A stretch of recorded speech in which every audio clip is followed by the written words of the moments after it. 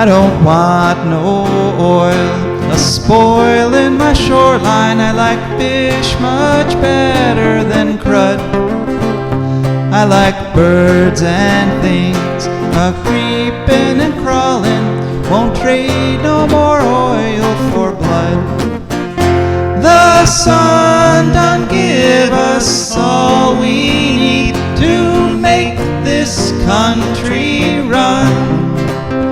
But that black demon oil's got us fussing and fighting, and I do believe it's time we was done.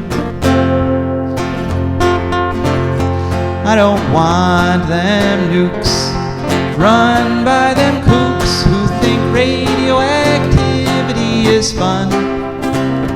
No more three-headed frogs or kids with leukemia. Nuclear power ain't fit for a dog.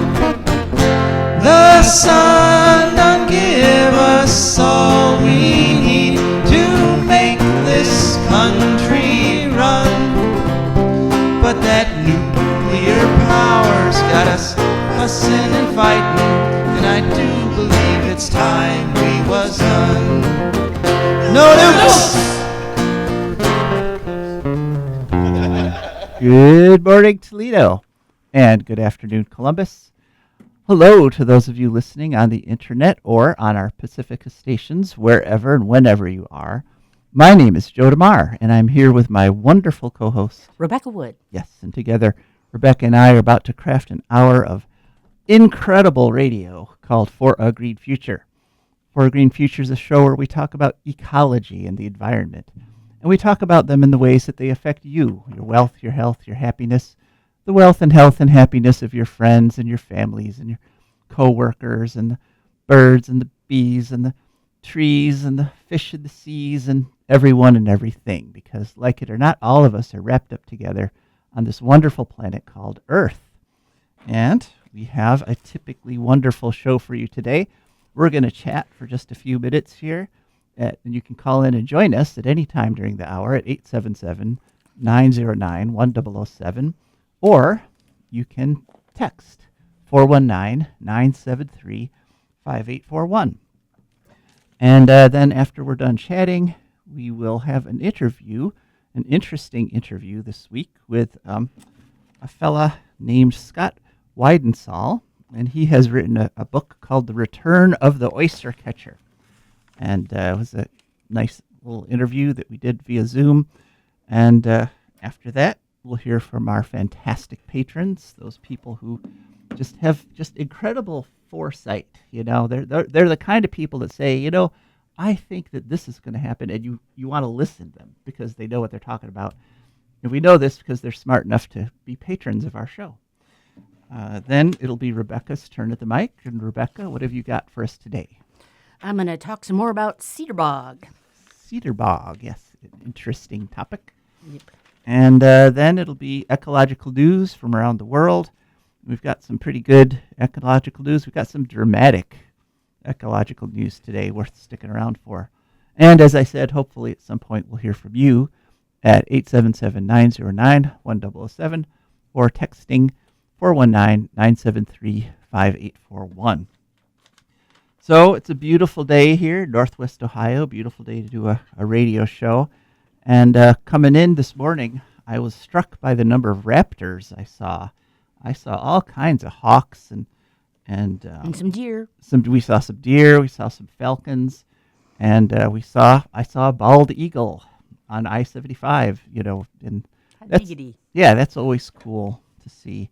And it's really kind of apropos for our show today because our guest, Scott Weidensaul, the book is Return of the Oyster Catcher, and it's all about birds and how they're recovering in some places and vanishing in others, and you know what we can do about it and what humans are basically causing and preventing in terms of extinctions.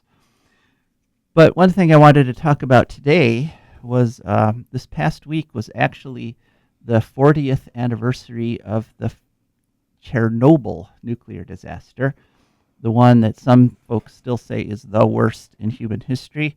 I would argue Fukushima has passed it just because Fukushima's been continuing to pump more radioactive stuff into the environment for 15 years. And so you add all that up, I think it comes to more than Chernobyl. But I used the opportunity to rewatch the 2019 HBO miniseries called Chernobyl, and I think that miniseries is literally one of the best miniseries of any kind that has ever been made, because it was just so perfect.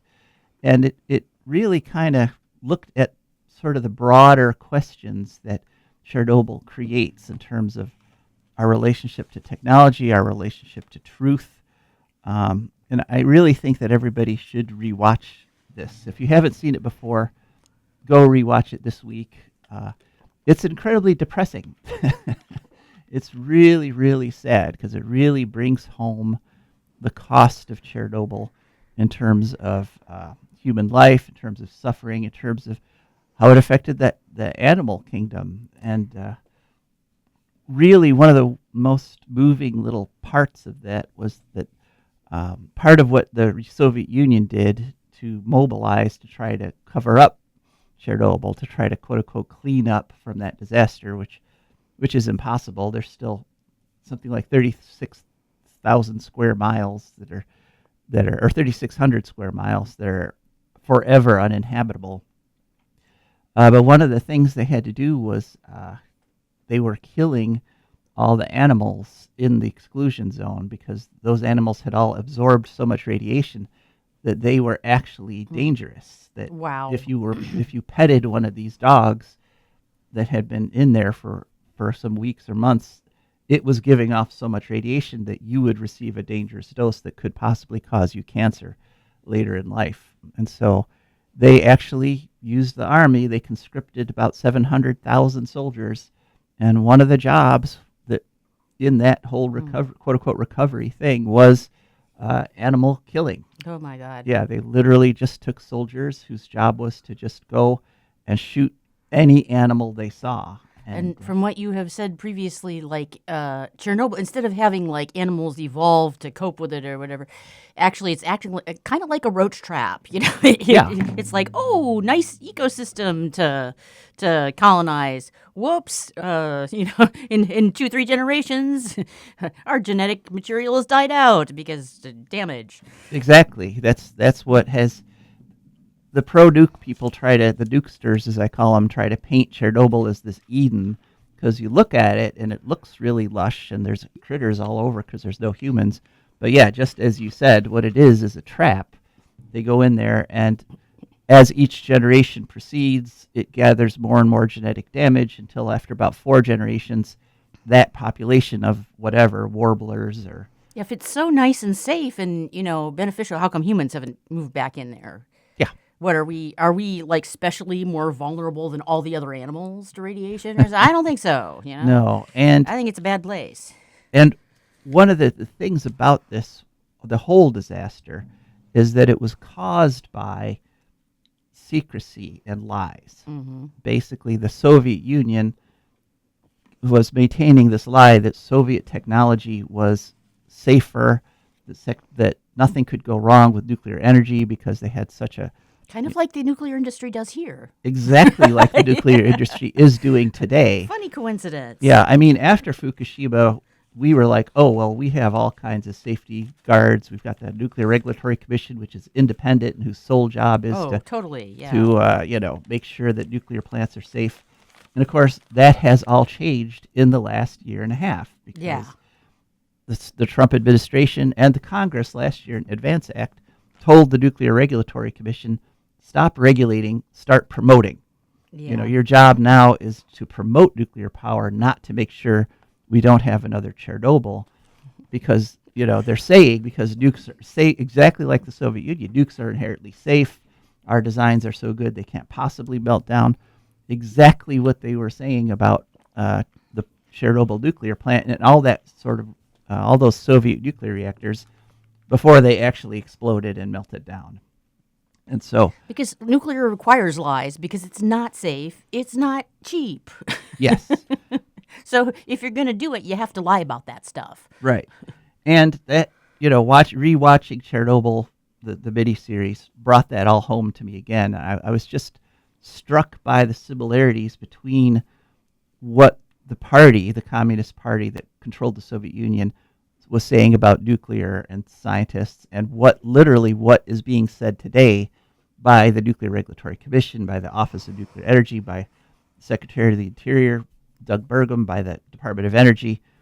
It's like Soviet propaganda writers are doing the script for our nuclear quote unquote regulatory agencies.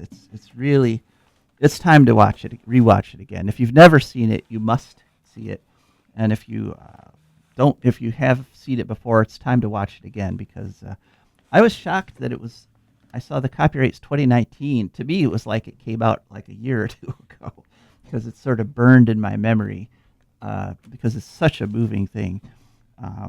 Yeah, and the phrase "Bimanya, Bimanya" is burned forever in my mind. What does that mean? That was when they evacuated Pripyat and Chernobyl.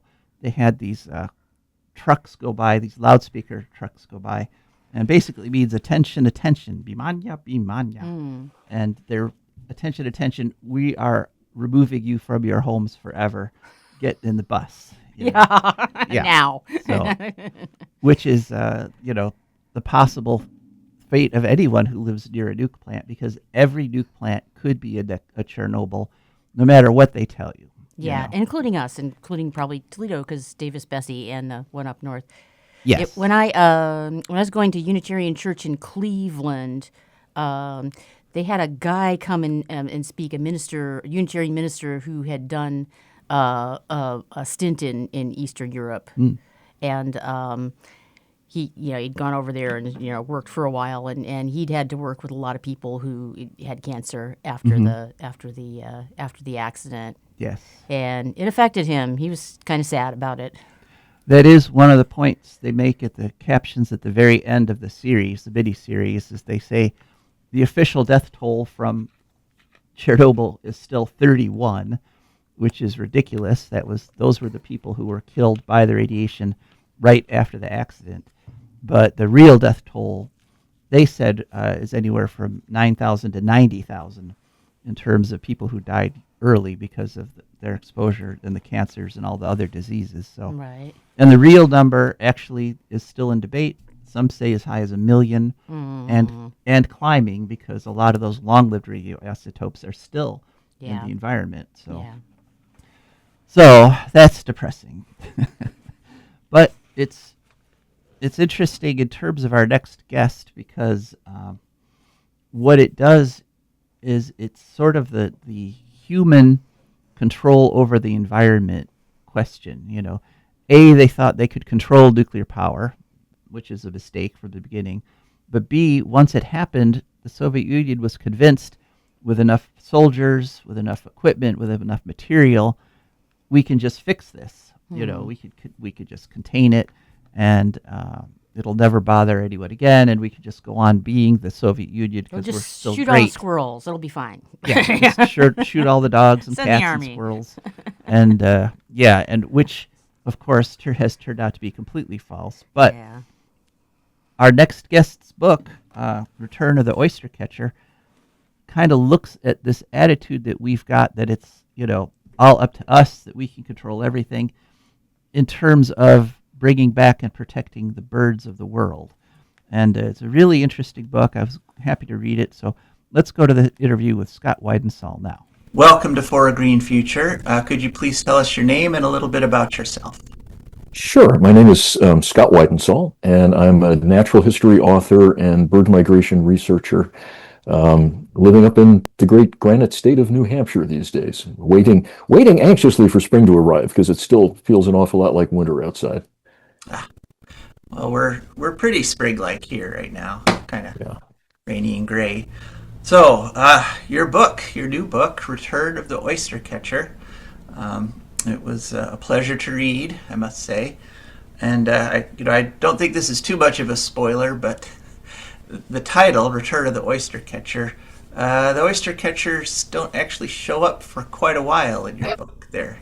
Well, they're kind of a standard bearer for bird recovery as a whole. So the book is about what's working for bird conservation around the world, and yeah, it covers a lot of ground from Hawaii to the Great Basin of Idaho to tiny little island off the coast of Maine to a hereditary estate in the UK to the Southern Carpathian Mountains in Romania to the largest wetland in Europe right on the border of Ukraine where you can hear the air raid sirens at night, which I found out to my alarm. So yeah, a lot of ground in there, but one of the reasons that we picked oyster catchers for the title is that they're a really good example of what recovery is possible among a group of birds, in this case shorebirds, that are showing, really steep and, in fact, in some cases, accelerating declines. And I know work with a lot of shorebird biologists. They're really deeply concerned about particularly the shorebirds that migrate along the Atlantic flyway and breed along the Atlantic flyway, which is where American oyster catchers breed on the Atlantic coast and the Gulf Coast. But there are birds like the American oyster catcher, like piping plovers, where we've had tremendous success in reversing declines and bringing their populations back. So, I want to be really clear here at the beginning that I'm not suggesting everything is great for birds, because it's not. We recognize, I certainly recognize, I've been involved in bird conservation for 40 years, that the situation for birds is pretty grim. We've lost about a third of North America's birds in the last 50 years, close to 3 billion fewer individual birds now than there were, well, when I was a kid growing up in the 60s and 70s. But we're also capable of bringing those birds back. I graduated high school in 1976, the bicentennial year, and I was deeply connected to raptors, really hooked on hawks and hawk watching. That year, 1976, there were maybe 1,000 bald eagles in the entirety of the lower 48. They were almost gone. Peregrine falcons were completely gone in the east. Osprey populations had collapsed. If you had told me that 50 years later, on the 250th anniversary of the country's birthday, that we would have 400,000 bald eagles in the lower 48, it just would have seemed delusional. Mm-hmm. And yet, here we are. We've brought raptors back. We've brought waterfowl back. We know how to do this. Mm-hmm. We can save birds if we put our minds to it. And if one of the main drivers of the book is that if we create a world that works for birds, we create a world that works for everything, including us. Mm-hmm. So let's do that. Mm-hmm. You've sort of answered my next question already, but I'll go ahead and ask it. So, as you say, this covers a lot more ground than just birds. It's actually, the book is kind of a travel log as you are sort of searching around the world, looking at all these different places where there's been attempts at restoration. So it almost seemed like you were having a search for hope there. And the question is, did you find it? I did. And again, I want to temper that. I mean, I'm cautiously optimistic. And look, I'm not gonna deny the fact that for the last, just to pull a number out of the hat, 2 years or so, that we as a nation have dug ourselves into a much deeper environmental hole, thanks to the way the federal government has sort of done an about face on environmental protection. We've seen, at the Supreme Court level and also at the congressional level and at the federal agency level, a march away from a long legacy in this country of environmental protection and protection for birds. If the BP oil spill happened today under the current administration's interpretation of the Migratory Bird Treaty Act, BP would not be fined a penny for killing millions and millions of birds. So again, I'm not saying things are great, but one of the biggest challenges we face, whether we're talking about climate or birds or any other conservation challenge, is despair. If once you despair, then it feels like there's no point in doing anything and you just give up. And, am I certain that we can save birds? I'm not, but I know that it's the one way it's for sure impossible is if we don't try. So let's try. And the fact is that as you say, in many parts of the world, many places around the world, people have done amazing things for birds. We brought waterfowl back from the brink. Waterfowl, were almost wiped out by market hunting in the early 19th century, and then we instituted laws that gave them protection. And then the Dust Bowl came along and dried up the marshes where they nested, but that also drove down land prices, and the federal government was able to buy up millions of acres of land for national wildlife refuges. By the 1980s, we'd seen the result of post-war industrialization, again, just destroying huge areas of wetland habitat. But we as a society, through congressional action, passed, the North American Wetlands Conservation Act, for example, in the mid-1980s, and the North American Waterfowl Management Plan, which was the first transnational plan between Canada and the United States and later Mexico to manage our joint waterfowl populations. And the end result is that we probably have more waterfowl today, certainly far more geese today, than at any time since before the market hunting period of the late 19th century. We've seen a dramatic increase in raptor populations. We brought back not just bald eagles, but peregrine falcons and ospreys and brown pelicans, species that have been decimated by DDT and other pesticides. So we can do this, and it's happened around the world. The same kind of raptor recovery that happened in North America also happened in the UK, has also happened in parts of Europe. So there's lots of tools in our toolbox to save birds. Well, speaking of that, there's kind of an interesting dichotomy in your book. You talk a lot about the efforts of private individuals, NGOs, and I think a lot of people in the U.S. anyway, when we think about conservation, we think about what the government can do. But you focus quite a bit on what organizations outside the government and sort of in cooperation with governments can do. Could you just talk a little bit about the whole government versus private versus NGO? Sure. What's the most effective mix there for restoring some of these populations? And I certainly don't want to downplay the role that the federal government, the agencies like the U.S. Fish and Wildlife Service and the National Wildlife Refuge System, they're pivotal to bird conservation, to environmental conservation in general. I've done a lot of work with folks, for example, at the National Park Service. We've done years of migratory bird research in Denali National Park in Alaska.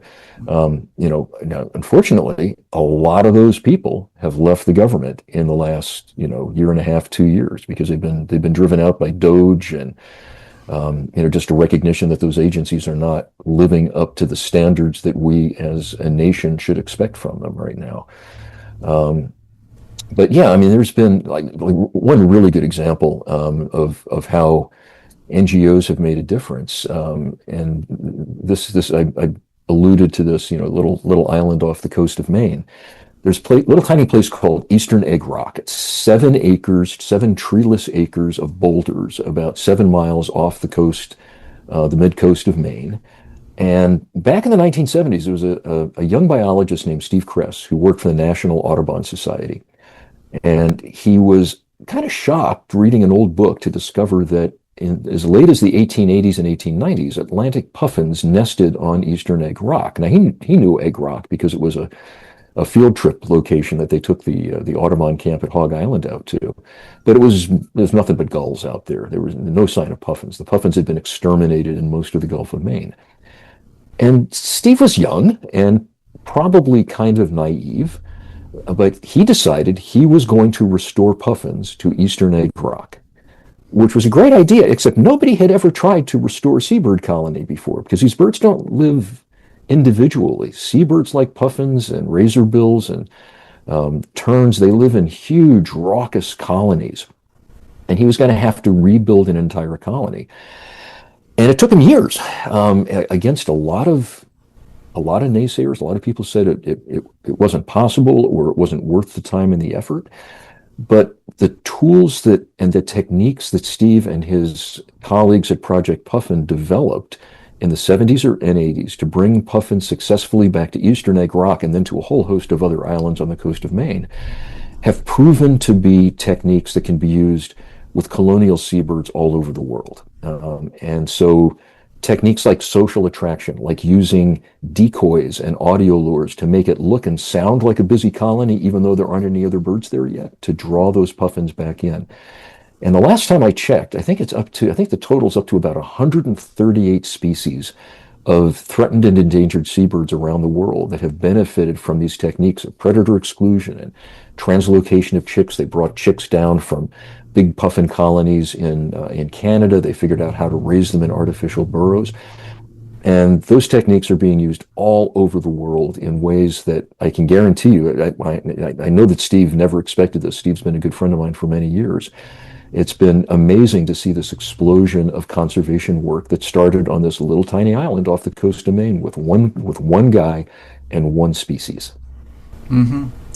Yeah, you mentioned predator exclusion, and one of the coolest things that I saw was the whole New Zealand and trying to exclude predators from some of the islands where they had almost wiped out the native bird populations. Yeah, that's with island bird populations around the world, especially seabirds. Invasive mammals are a huge problem. Rats and cats and mice and pigs and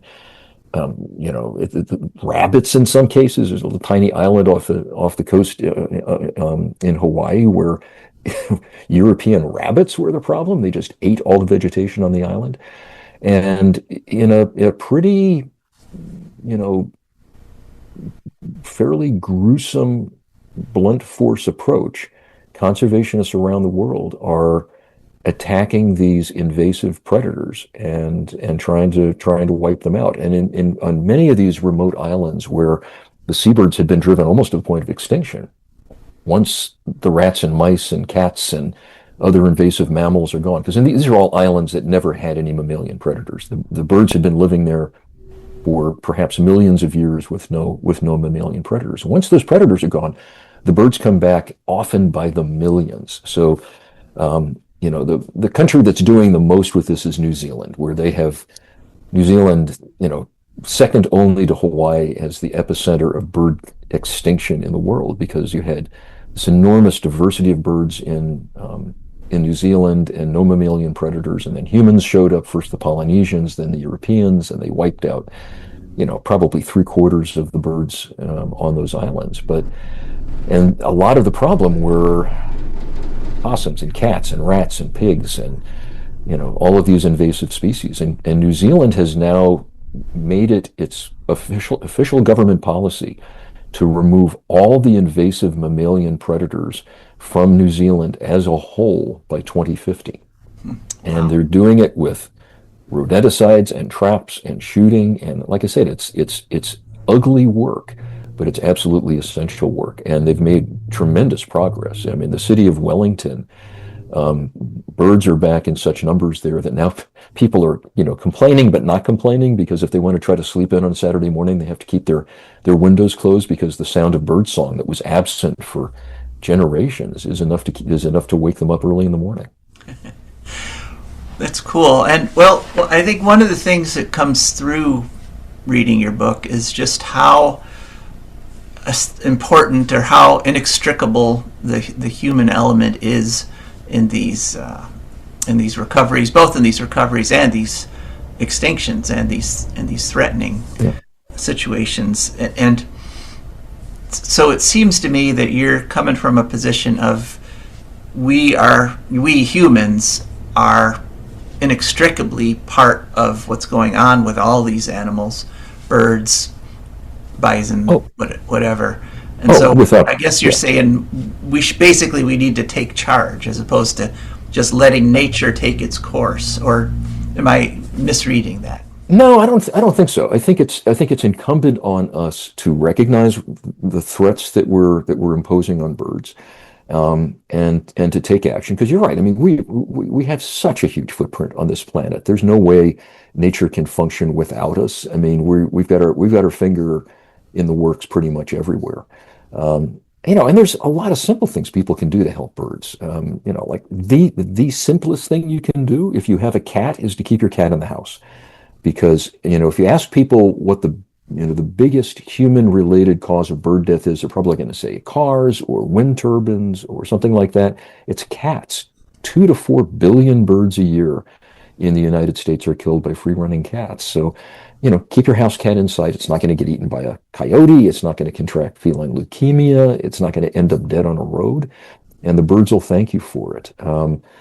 garden with native, landscape with native plants. But I think if there's one story that kind of really encapsulates the human dimension in bird conservation, it's in the boreal forests of Canada, and it's happening. It's one of the greatest twin victories for social justice and conservation, sort of a huge conservation win, maybe on the planet, because all across the boreal forest of Canada, which is 1.5 billion acres, biggest intact forest left on the planet, and home in the summertime to more than 300 species of breeding birds. It's one of the most important bird factories on the planet. The indigenous people that have lived there since the Ice Age and who've been mostly over the years fighting the idea of formally protected conservation land, because in the past what that has meant when the Canadian government has declared a national park is the people that have lived there since time immemorial were told, okay, this is a national park now. You can no longer hunt and fish and trap and forage here like you've done for 13,000 years. But what we've seen across the boreal forest of Canada is what's known as the Indigenous Protected Area Movement, where Indigenous communities are asserting their right under Canadian treaty to manage and steward and protect their own ancestral lands. And this is happening at a scale of hundreds of millions of acres. By the end of this decade, something like just shy of 1 billion acres of the Canadian boreal forest will be in some form of formalized or pledged conservation protection under the stewardship of the people who, like the birds, have lived there since time immemorial. And many of these are communities that had once been violently ripped away from their land and forcibly evicted and moved somewhere else, but eventually came back and have asserted control there. And it's probably the single most optimistic story I came across in all of the years that I was working on this book. And one that means a great deal to me, because the birds that are coming through my backyard here in the coming weeks in New Hampshire, many of those birds are heading up to the boreal forest. The birds that you see in Tennessee and Arkansas and Ohio and Florida are birds during migration that are going to be breeding in the boreal forest. And who better to steward that land into the future than the people that have always lived there? All right. Is there anything you'd like to add? No, I think I just think I guess the thing that I would suggest is if you're not a birder, get outside and just spend a little bit of time with birds this spring. It's never been easier. There's apps like the Merlin app that you can get free from the Cornell Lab of Ornithology in your phone that will identify all the birds. So I was going to say I just recommend that folks get outside, even if you don't consider yourself a birder, get outside this spring. Spend a little time outside. Binoculars are great if you have them. If not, just get outside and enjoy the bird song, and be aware of the fact that you have this, almost wherever you are in North America, the whole Western Hemisphere is going to be coming through your backyard this spring, as all these birds are coming back from South America, Central America, the Caribbean, heading to God knows where up in the north to breed. Download the Merlin app for your phone. It'll identify all those confusing bird songs that are out there and tell you exactly what those birds are. And then you can figure out what they look like. But you'll get hooked. I mean, birding has become one of the fastest growing outdoor hobbies in America. And about a third of all adult Americans now consider themselves birders. And the reason for that is birds are amazing. And so get outside and enjoy them. And it'll bring life to your spring. Okay, so that was our interview with Scott Weidensaul, author of The Return of the Oyster Catcher. What did you think? Give us a call at 877-909-1007.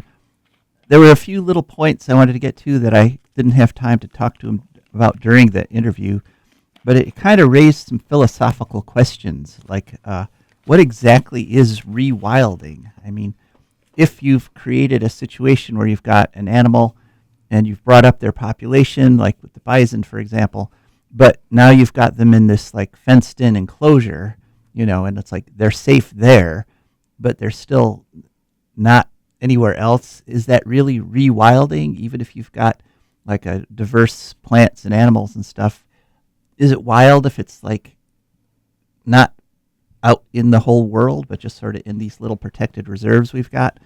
I don't know.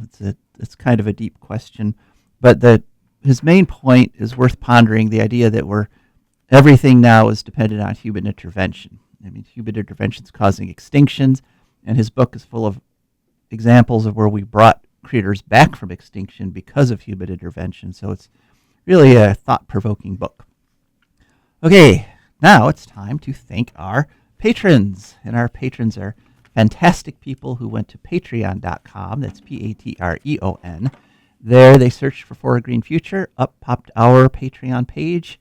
Scrolled through looking for some different membership levels. They found one that they liked, and they signed up, and every month a little bit comes out of their accounts, comes over to us, and that is how we can keep this fantastic show on the air. So thank you to our patrons. Okay, Rebecca, now it's your turn. What have you got for us this week? Okie dokie. Well, many of you may remember that I mentioned a place called Cedar Bog, Ohio, Cedar Bog Nature Preserve. So I want to talk a little bit more about that and why it's unique and whatnot. Yeah, that's in Champaign County, just northeast of Dayton. Right. Yeah. It's in the town of Urbana, I believe. Okay. Urbana, Ohio. There's Urbana, Ohio.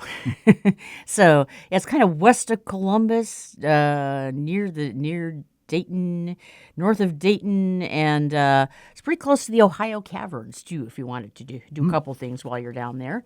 Okay. Yeah, and it's a national natural landmark. It's also Ohio's first state-purchased nature preserve, and it is a rare fen ecosystem. In fact, it's not really a bog at all.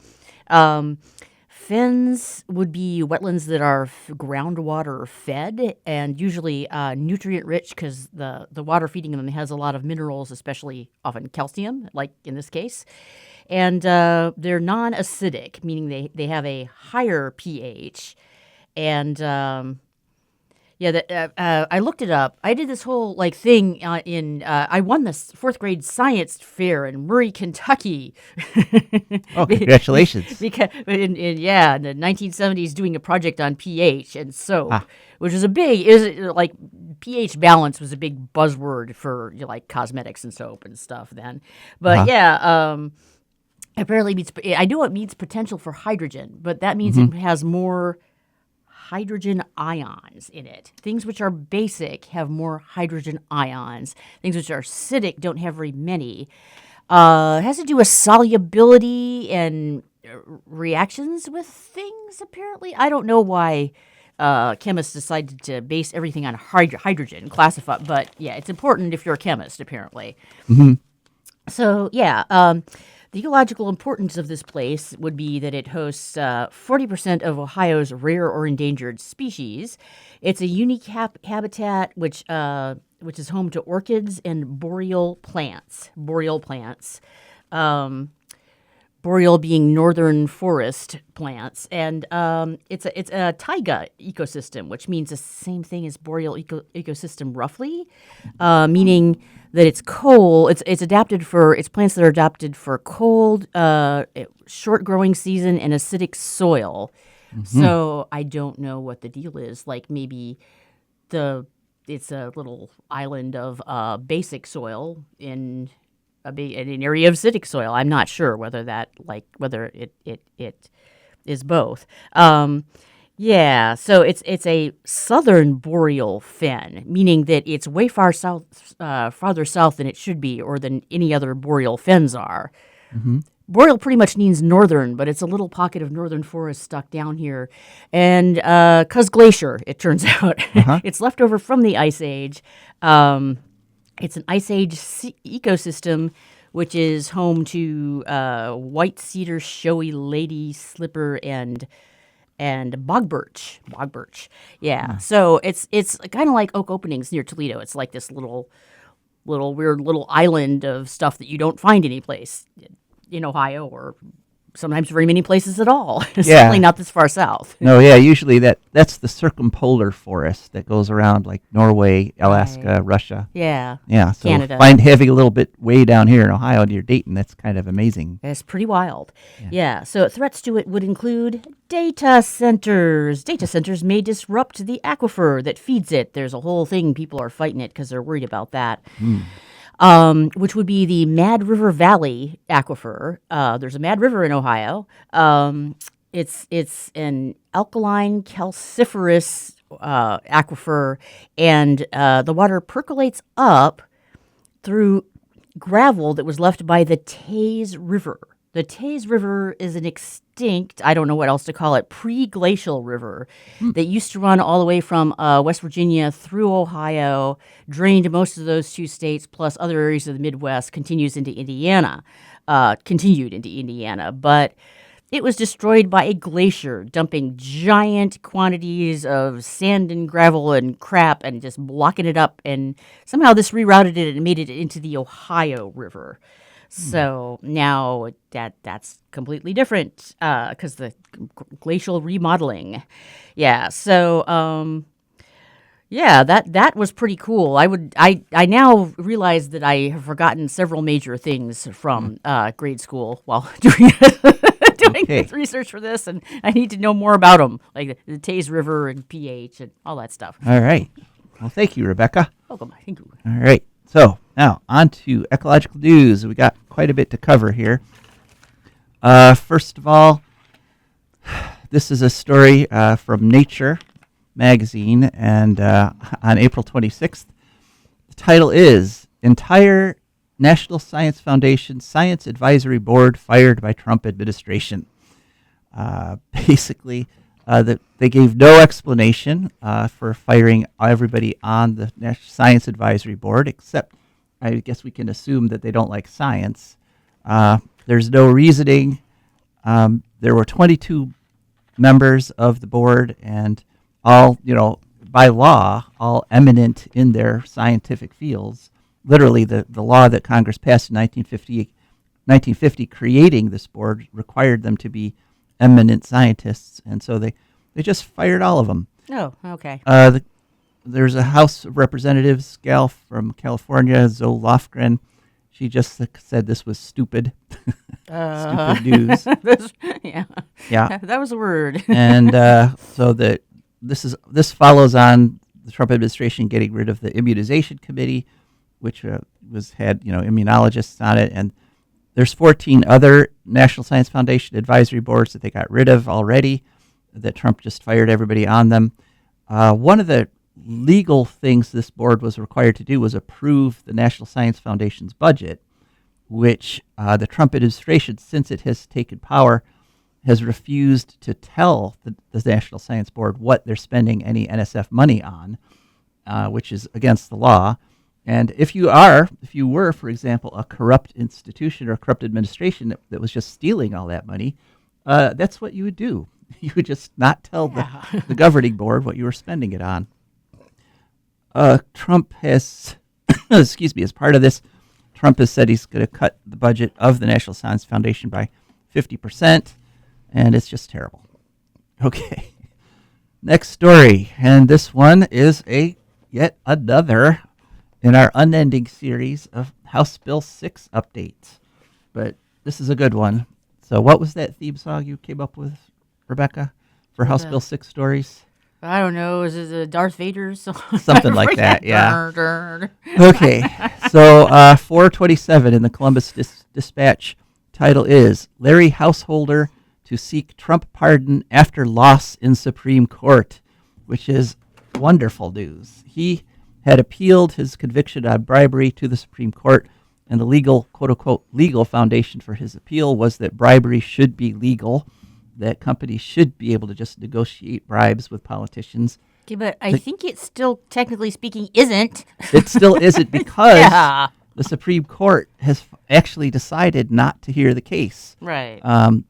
Everyone was worried because they were supposed to let it expire back in February, but for a couple months there, the Supreme Court toyed with the idea of making bribery legal. Householder is serving a 20-year sentence. And there was a very similar case brought by another Ohio politician, a fellow named Sittenfeld out of Cincinnati, who had been convicted of bribery while he was serving on the Cincinnati City Council. So bribery is bipartisan, basically. Both parties are willing to do it. Sittenfeld has already gotten a Trump pardon for his bribing, and I could say that he was bribed because pardons don't actually eliminate guilt; they just eliminate having to pay the consequences of being found guilty. So we've got crooks in prison and one crook out. Another crook who's gotten out was Borges, who was Householder's partner in the bribery scandal. He was sentenced to 5 years, but he has served his time and gotten out for good behavior. And this is the end result of an investigation that started way back with Tyler Fairman, who was a fellow I actually worked with when we were trying to get petition signatures to overturn the evil, corrupt House Bill 6. And he went to the FBI and said, hey, these guys are trying to bribe me. And that all led to this whole unraveling of the corrupt house of cards that put Larry Householder in jail. Let's hope he stays there. He's asking Trump for pardon. Trump is very generous with pardons in terms of con men. So we'll see what he does. Generous as heck. Yeah. Okay. Next story. This is from a Substack called Our Public Lands and Waters, and this was on April 27th. And the title is Interior Gives Energy Companies Over $1.8 billion in Taxpayer Dollars to Cancel Their Offshore wind leases in public waters. So back in February, the Trump administration gave over $1 billion to a company that had rights to develop a wind farm, and instead they canceled their wind farm and they're going to invest in oil and gas. Well, they're at it again, and apparently their goal is to do this with every offshore wind farm that's been approved. In this case, the companies are Total Energies, BlackRock, and Golden State Wind. They have all said they're going to switch their investments from wind to fossil fuels. One place is happening in North Carolina, Long Bay, North Carolina, and others in the New York coast and the Bight area. And it's very interesting that the Trump administration has both declared an energy emergency. We don't have enough energy, which they're using to justify killing off the last of the endangered whales in the Gulf of Mexico. Well, how don't we have enough energy exactly? Have there been blackouts somewhere? No, there haven't. But even if we did have an energy emergency, because I would think that would be an energy emergency. But using taxpayer money to then prevent wind power from coming online, actually is kind of the opposite of what you'd want to do if you were really having an energy emergency. So I would think, it's all very corrupt and nasty. So after all that bad news, a little bit of good news. This is from Electrek with a K, ELECTREK.com.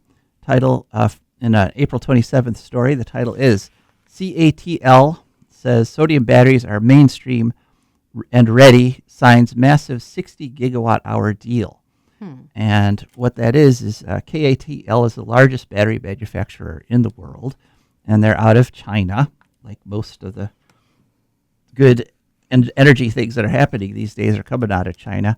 And they have signed a contract with a Beijing company called Hyperstrong Technology. It's a 3-year agreement, and they're going to use sodium batteries. And sodium batteries are better than lithium for a whole bunch of reasons. Energy density, their temperature range, they can operate from negative 40 centigrade to positive 70 centigrade, which is more than a lithium battery. Of course, they don't use lithium, which is a pain to mine. They use sodium, which you can derive from seawater. They're more efficient. They're 97% efficient.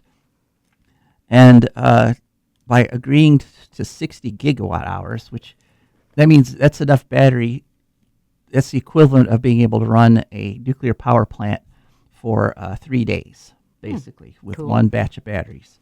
And so sodium is one of the... Well, that's not what we're going to use them for.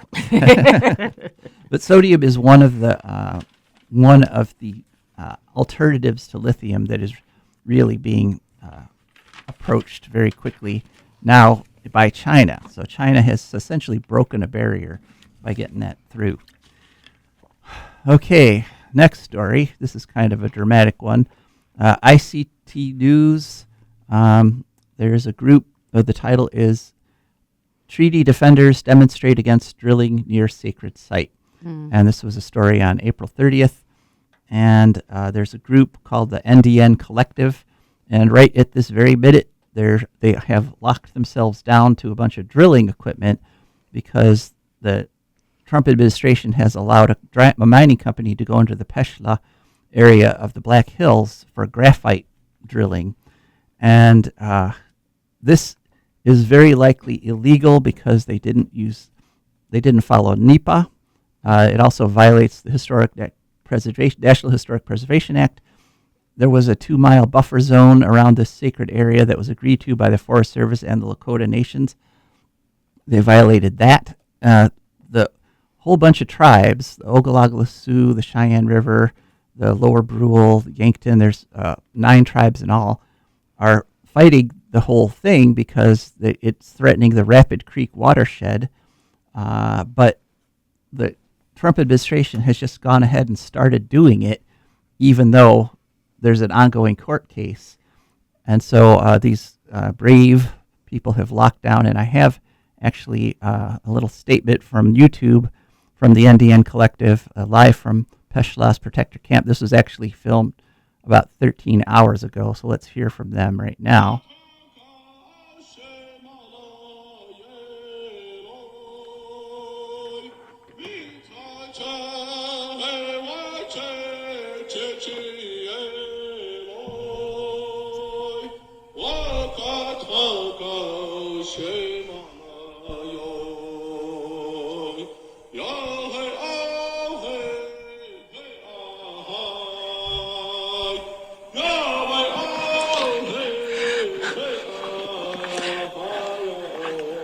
Good evening, relatives. We're coming to you live again from Peshla. Just giving you an update. We're still here. We're safe. We're here in prayer. And, we're here because this is our land. This is our inherent right as treaty people. And so as we take this space and protect our land from future desecration, just know that's our inherent right. We are not protesters. We are land defenders. We're water protectors. And so I just want to remind folks out there that we're doing this in a good way, and we're guided by ceremony in this too. And so I just wanted to say that much about that. The principle. Okay, so let's hope these folks succeed, because as I said, they're actually defending the law, not breaking it. It looks like the administration's the one actually breaking a whole bunch of laws. All right, final story, and this one was, again, I wanted to end on an upbeat note. This is from Signal, Ohio on April 30th, and the title is, No Payout for a Fracking Waste Company That Caused Earthquakes, Ohio Court Says. So... That seems good. Yeah, it is good. A few years back, there was a company, it was actually 2014, that had 2 wells, one of them 8,000 feet deep, and they were injecting hazardous wastes down into the earth, and they caused earthquakes.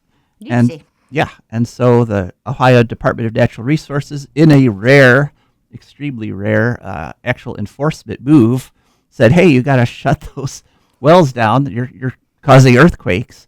And so the company did, but then they said, "But we have a right to make money, and you've just infringed on our right. This is a taking."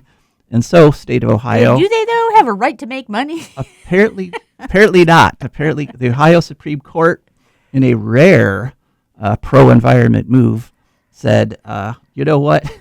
No, you don't. You don't get $20 million tax dollars, $20.5 million tax dollars, because you were causing earthquakes, and the state told you to stop.